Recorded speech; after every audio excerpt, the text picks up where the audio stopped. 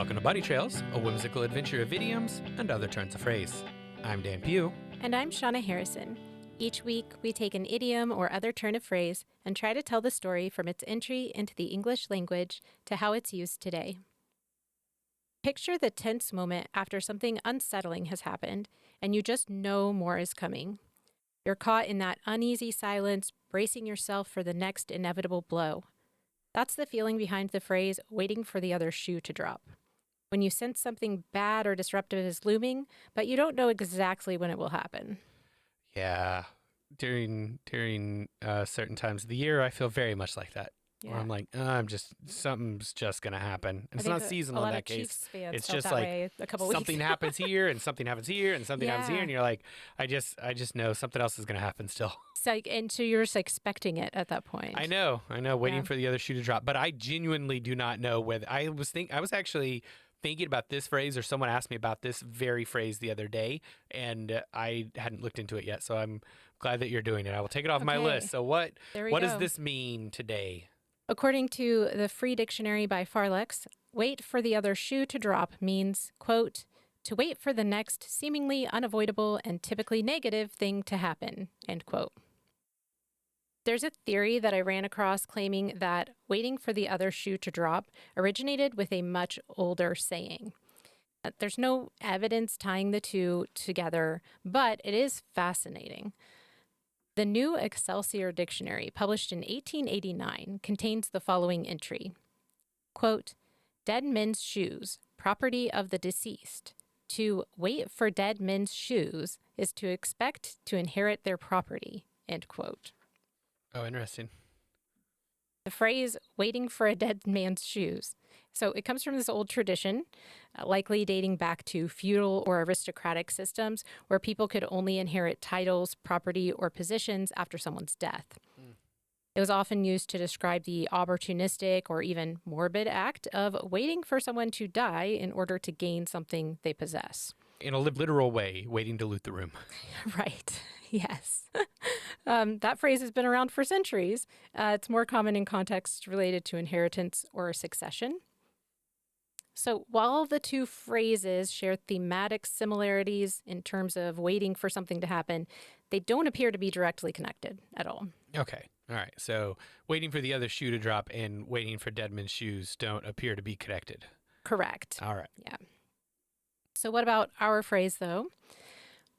The phrase waiting for the other shoe to drop likely originated in the late 1800s and early 1900s in boarding houses in cities like Chicago and New York. Huh. In multi-floor buildings with thin walls, tenants could hear their upstairs neighbors drop a shoe and then anticipate the sound of the second. This led to the expression referring to waiting for something inevitable, usually negative, after an initial event. So would this be like setting down to take the shoes off and dropping them? Or would this be like mama threw the shoe at me while I was running away and then she got two shoes, so waiting for the other shoe to drop? Like, this is truly like adult individuals, so boarding houses you're talking about, these would be often like workers are living in these spaces. So, but yeah, it's just your neighbor gets home from work, they're taking their shoes off. And they're probably taking their big work boots off. Yeah. And so that's the... Bonk. Hang on, wait for it. Bonk. There it is. Yeah. And I think anyone who's ever lived in an apartment or something where someone else lives on the hotel floor sometimes. above, yeah, you know, and hear when there's all the like, wait, things. don't hang on, don't continue the conversation. Let's wait for the other shoe to drop. Bonk. There it is. Okay, now we can talk. Exactly. This is one of those times when you feel like there should really be more information to tell us the origin, because the late 1800s, early 1900s, that's not really that long ago as far as the printed record goes. But alas, the origin is rather muddy. That's the extent of what we have, is we think it came from this. Yeah. Well, I mean, if you think about it, though, there are definitely some like memes, some internet things that we didn't record where they started, or we don't know where it started. So it's not that unlikely for us to have something that started, within the last 150 years that we aren't able to track down, because there are phrases we use that started in the last 30 years that we can't really track down because they started on a platform that doesn't exist anymore, or someone says, well, yeah, I got it from someplace on Friendster or whatever, and they're like, yeah, but none of so that's Mm-hmm. it is interesting, but I guess it's that same kind of It thing. happens. You Yeah. feel like we should know, but we're not even 100% sure about phrases we're using right now that started in the lifetime of a middle-aged person now. Right. Well, here's one example from The World's Work, which was edited by Henry Norman, MP, and this was published in 1903. Quote, so they canvassed the trade for orders more vigorously, increased their advertising to the consumer, and kept the factory going on full time. All the while, however, they were waiting for the slump to come and wondering whether it would come tomorrow. It got to be quite an anxiety, says the senior partner. You know the old story of the sleepless man in a hotel and the noisy neighbor who came into the next room, took off one shoe, and dropped it with a bang? The sleepless man lay waiting for him to drop that other shoe. Every time we heard a story of business loss and retrenchment, we stiffened for trouble. When will it come? Why don't the other shoe drop? End quote. All right. Yeah. And that kind of highlights the anxiety, because that's really what this is about. It's not about the other shoe dropping. It's about the other shoe not dropping. Oh, sure. Yeah. And the idea here is that that the individual who drops the first shoe realizes, right? They drop the shoe because they're tired at the end of the day, and they just let that one fall to the floor, makes a loud bang. But that alerts them. They've even alerted themselves, right? They've made this loud noise, and then they carefully set the other shoe down. If you're not And you're just waiting for that other shoe to drop, waiting exactly. anxiously, being like, okay, Uh, are you gonna do this? Because I don't right. want to try and go back to sleep until you've figured this out. Yeah, that's a really good explanation. Henry Norman, who edited that, thanks for that. Right. The segment Sense of Humor's Place in the Artist's Philosophy was published in the February 19th, 1921 edition of Musical America. Here's an excerpt. Quote, all sorts of funny things happen at concerts as well, and one often needs a lot of self-control to get through a program. I was singing in one place where in the front row there was sitting a small boy with the hiccups. Now, you can imagine what it was like waiting for the next gulp. Could anyone keep their mind on what they were singing? I felt like the man who couldn't go to sleep, waiting for the other shoe to drop. End quote. Man, that's true. If you've ever performed and there's somebody who's making a like repetitive noise of any kind, you're Yeah. just waiting for it to happen again. Yeah. Wow. Especially if you're supposed to like help manage that, or the crying baby, like, okay, is it going to cry again? Do I go ask them to leave? But the baby, you're just waiting for it to happen. Wow, this is fascinating. Like both of those really give a good account of this idea that you're waiting, that you're hearing someone above you. You've heard the 1 foot drop, and I think I didn't really put it together until you mentioned the anxiety of like they dropped the shoe, they realized it made a loud noise. I'm gonna set the other one down quieter, but Right. like now they're waiting. They're just waiting for that other shoe to drop. Yeah. Yeah. And Wow. isn't it fascinating that this is a collective like consciousness? Like this is a group understanding of one another as just Yeah. human beings, which And I this think is is over 20 fascinating. years here, from Right. that first one to the second one. Yeah. Wow. In the March 1922 edition of Good Furniture magazine, we find an article by Helen Cody Baker, where she's speaking on behalf of the public. Here's an excerpt. Quote, raw material and transportation will never go back to pre-war prices. Tell us that too, and put an end to our anxiety. Just now, we're like the sick man in the hotel who sat up half the night waiting for the other shoe to drop. End quote. I thought that was fascinating. It's like, stop telling us that that our economy is going to bounce back. It's rough. From the Trained Nurse and Hospital Review, August 1927, there's a featured segment titled A Symposium on Nurses by Patients. The following excerpt comes from the piece That Nurse of Ours by Dennis Mack from Minneapolis, Minnesota. Quote, you try rinsing a porcelain bedpan under a basin tap.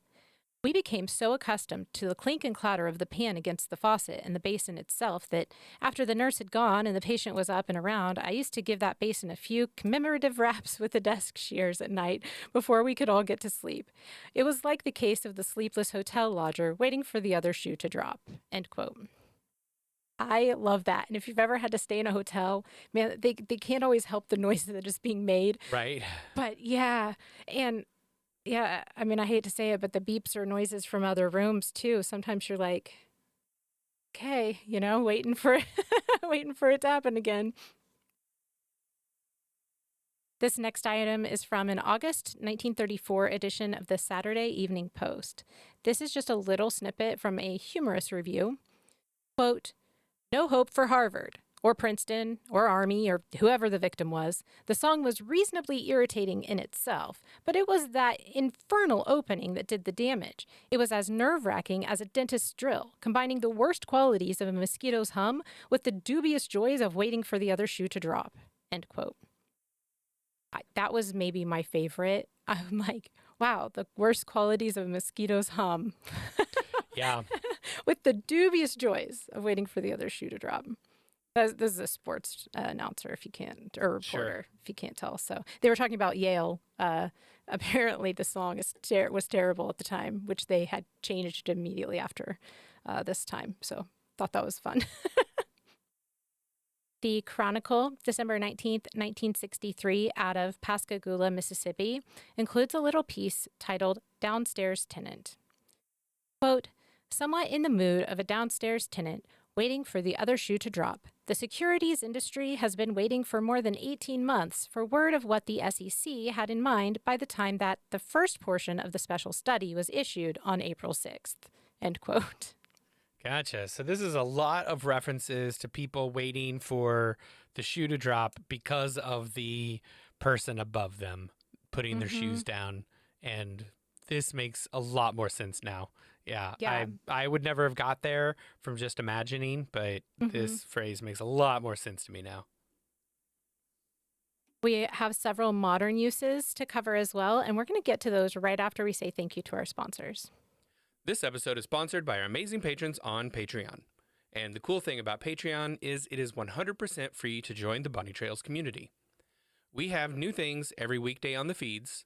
On Mondays, we have a conversation about what movies, shows, books, podcasts, and whatever else everyone is enjoying.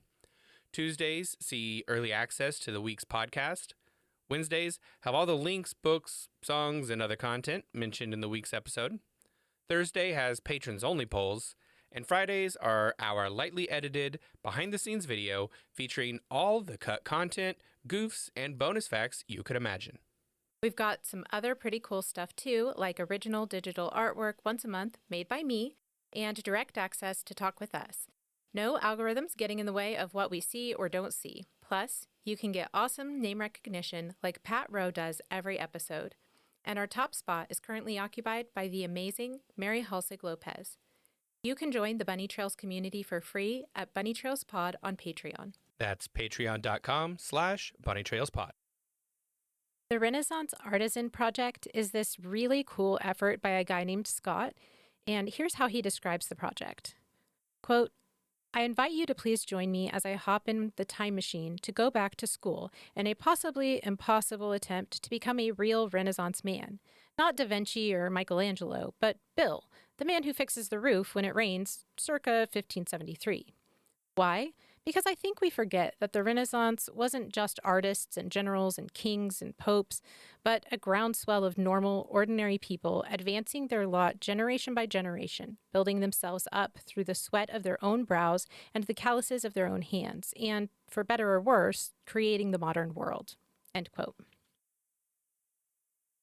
For the Post, waiting for the other shoe to drop, Scott shares, quote, "The Dutch-style clogs on my feet are visibly almost identical to the shoes worn in the muddy byways of the Low Countries since the 14th century.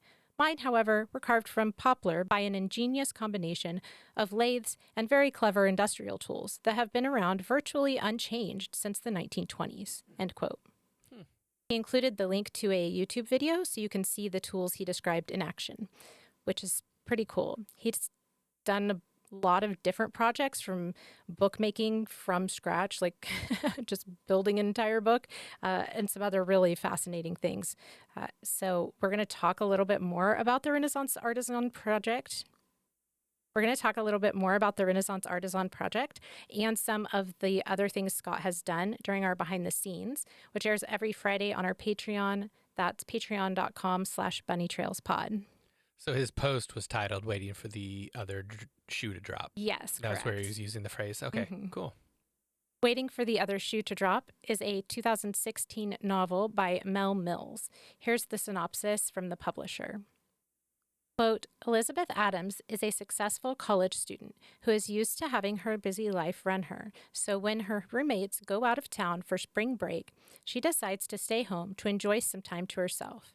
Spring break is no vacation when she is first attacked by an ex-boyfriend and then is attacked in her apartment by two would-be robbers.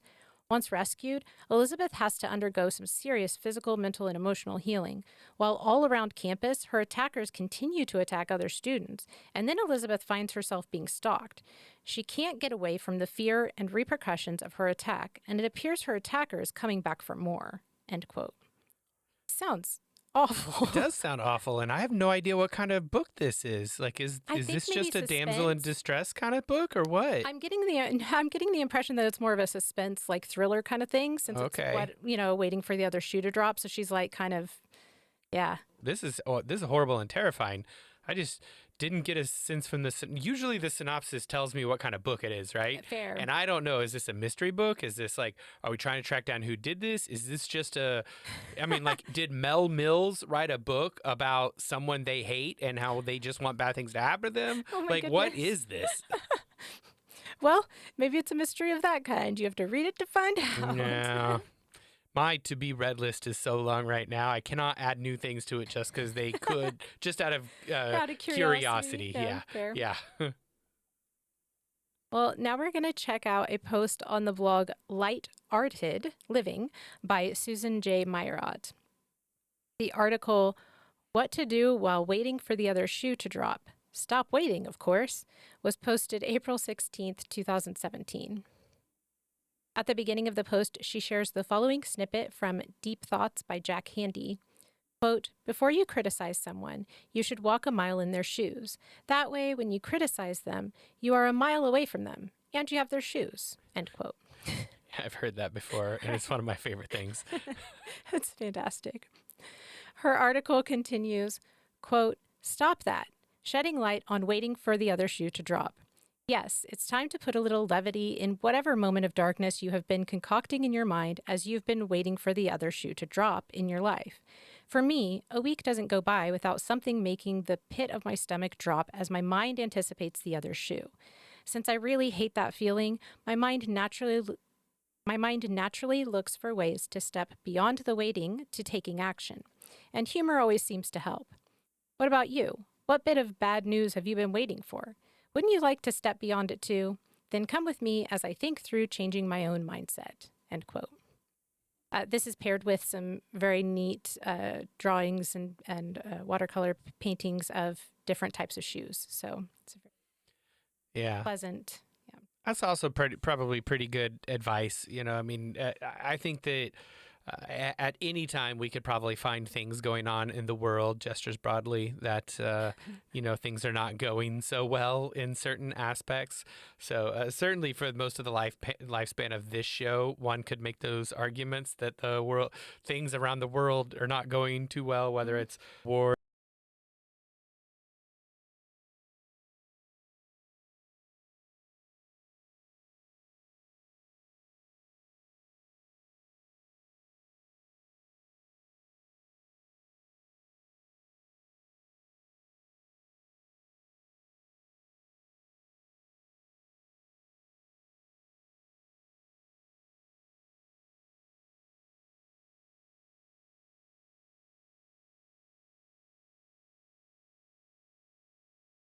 Or climate change or politics or some combination of things. So yeah, this is probably good advice. I mean, the world continues to go on. We have to find ways to work through it without succumbing to that Right. right, without succumbing to that fear. Exactly. Waiting for the Other Shoe to Drop is an art piece by Sue Ko, created in 2020. The piece is a linocut on Rives paper. It was published on the Nation's Op Art page, January 13th, 2021, under the headline Too Many Shoes and None of Them Fit Life. This is an intricately designed work. It features a bee trying to help a centipede put on shoes. There are numerous shoes in the image which highlight different themes such as fascism, lies, coup, plague. The level of detail, though, is really impressive for this style of artwork. It's like there's a lot of shoes that could be dropping here. Yes. And also the idea of just it feels like if I'm the bee here that is trying to help the centipede put his shoes on, it just feels like too insurmountable of a task because, they have a lot of legs. Right. And trying to find the right shoes on top of that. Yeah. Whew, it's just, yeah. A YouTube short was posted in 2021 by the channel Anthony Parker and the Near Life Experience. The video is titled Phraseology, Origin of Waiting for the Other Shoe to Drop. It features Anthony telling a brief tale about the origin of the phrase. He follows this with a short and catchy little ditty that goes, quote, I know the other shoe is going to drop someday, especially when things are going good. It doesn't seem to matter what I tell myself. I'm always looking underneath the hood. End quote. I like that. Yeah. And that does capture, I think, a lot of the almost non sequitur way it's used now, where it doesn't have anything to do with another shoe dropping, no literal dropping, of a shoe, but just literally, it's not that one bad thing has happened. It's just that anxiety now that something bad will happen. Right. Doesn't You've even had have a to be bad thing related. happen. It's Could have been just 10 years ago, but Mhm. now you're still always just waiting because you're just so used to it happening like that. And I worked at a place that was a pretty toxic work environment and I spent 5 years there. And I didn't realize that it was so toxic until I left and went to the other place. And I remember telling my boss one time, he's like, why are you always so nervous when you come in here? And I said, well, I just keep thinking you're going to fire me every time you come into your office. Because he would always say, like, Dan, can you come in here a minute? He would never, and he'd send me the message, right? But he would never tell me what it is. Mhm. So I'd go in and I'm just thinking the other shoe's going to drop and I'm going to get fired here. But there was Right. never a shoe in the first place. I had just been working 5 years going from a very toxic environment where people took their anger out on others and it was not a very professional environment, but I didn't realize it because I was relatively young and had been in that environment for so long, and it was so interesting to be in an actual professional environment where that was not the norm. And he was just Right. like, so we did have a talk, and he did start telling me why he was calling me in there. And I said, this does mean if someday you say, hey, can we talk for a minute, and you don't tell me why, then I'm going to assume I'm being fired. He goes, that's fair. So I never got fired from that job, so it was whatever. But There you go. Waiting for the Other Shoe to Drop is a song by the Souvenirs off their 2021 album, Love for the Lack of It. Here are some of the lyrics. Quote, crying for half the day, I'm so scared that I'll never change, and I don't know of which I'm more afraid, to ask help or to stay the same. Don't ask until I someday solve this. Don't ask me how it felt. You tie me up every day, but I'm scared patience will fade, and I don't know why you chose to stay. You keep me alive constantly. Don't ask until I someday solve this. Don't ask me, but I need your help. End quote. I think that's the way a lot of people feel who feel like they need help on a day-to-day basis, regardless of what the reason may be. That if there's some area in which they're lacking that another person is filling for them and helping them support them, that's really challenging, and it's hard to be in that place. And so I could definitely see where that applies. The waiting for the other shoe to drop. yeah. On a much lighter note, this is why I don't have a housekeeper or like hire a maid service to come clean up once a week, Okay. because like I can't keep my house clean enough to be willing to have them come in just to do the To parts clean? that they would do. Yeah. So like, Yeah. I know that that's a really lighthearted take, but it's the same concept, right? It's like Really? I need help to keep up with, because I don't do the deep cleaning enough that I need to be doing. And then it feels like I've spent literally 2 whole days trying to do that. And if I would just have somebody come in and do it a little bit, then I could stay on top of it. But Right. it's just, I can't get on top of it enough to feel comfortable to having someone in to help, right? Yeah. So yeah, I I know. And think, I'm sure they have that all the time where people come in and like, yeah, no, that's fine. We can do this. But yeah, I just yep. right. It's like that. And I mean like that's a real, not that's almost a silly, thing Uh-huh. on it, but I think that is the same process, with like other parts of someone's life Right. that they're struggling with. And I don't think that it's a like an inaccurate one. We kind of have a tendency to do that, human beings, where we're yeah, kind of like feel like we have to meet a certain level in order to get help or whatever. Yeah. It's silly, but we do it. So Yep. Janet Philbin, author of the 2020 self-help book Show Up for Yourself, shared an article on her website titled "Why Anticipatory Anxiety is Like Waiting for the Other Shoe to Drop." Here's an excerpt from the piece. Quote, "This has now become synonymous with anxiety, specifically anticipatory anxiety. According to Psychology Today, about 85% of things that people worry about never happen. Think about that. 85% of us are lost in thought, which creates an emotional experience of worry, anxiety, or fear about something that will never happen. That uses a lot of emotional and physical energy. It can leave you feeling exhausted, sad, confused, unable to take action steps to move forward in your life, and feeling disconnected from the things that can bring you joy.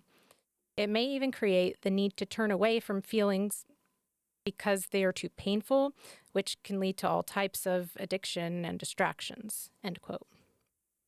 Thankfully, Janet doesn't leave us stuck in that experience. She goes on to discuss what power individuals have in these moments. Quote, "You can be in charge of how you respond. It is possible what you're anticipating is a good thing. And when you get that feeling in your chest, it means to be excited about the next event and not scared. You have the power to change your response. You have the power to change your thoughts." End quote. And then she follows that with some practical steps that you could take in moments to kind of manage that stress and anxiety. That is my big frustration with self-help concepts is that they're oftentimes talking about big ideas but don't give real tangible steps that people can take. So if there's going to be a self-help person out there who's going to give real tangible steps, I think that is good. Yes, That I would I did love to see. appreciate that. There's some breathing techniques and other things as well, Perfect. But yeah, so good. Waiting for the Other Shoe to Drop is a mixed media painting by Bob Cross. The last name is Cross, Cross. So, Okay. You yeah. said that and I was like, is this Bob Ross? Bob Ross, No, right? no, Happy Little Accidents, Bob Ross? Bob No, Cross. Ross. Okay. Yeah, I bet Bob Cross gets that all the time. probably. Yeah. The piece was created using acrylic, charcoal, and 24 karat gold leaf on canvas. It's an abstract piece. Here's what the author shares about his work. Quote, "Abstract painting can be an oddly reflective discipline, one which reveals something of our individual nature. I consider style, composition, surface quality, and content as important components of my work, and I must admit that I have a soft spot for color. During the last recession, my work transformed from hard-edged abstraction to something more primitivistic or expressive. I had been watching the show Mad Men and wanted to reconnect with the sensibilities of the abstract expressionist artist that I began my career working with as a master printer in New York in the 80s. This new awareness changed the way I think about regional art. As more and more local businesses closed their doors and the mindless conformity of big box stores gained momentum, I knew it was important to drive a stake in the ground as a regional artist. Hopefully, my work captures some essence of how the seasons and sunlight, the culture and materials of this corner of the world are worth embracing."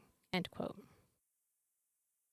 So I think that's kind of cool, the concept of regional artists, and kind of really making that something that's local and meaningful to a region of people. Mm-hmm.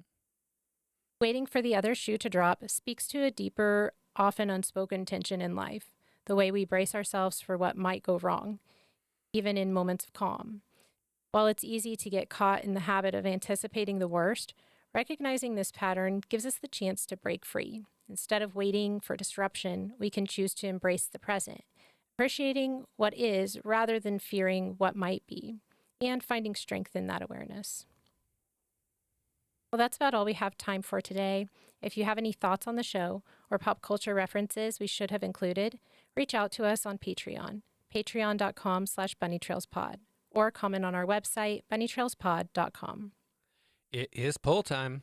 Recently, we posed this question to our patrons. You go to the park and are ready to take a rest. Park bench or picnic table? There was 100% consensus on this one. Park bench is the answer. Jan says, quote, bench is the first choice unless it's time to eat. Then it's picnic table time.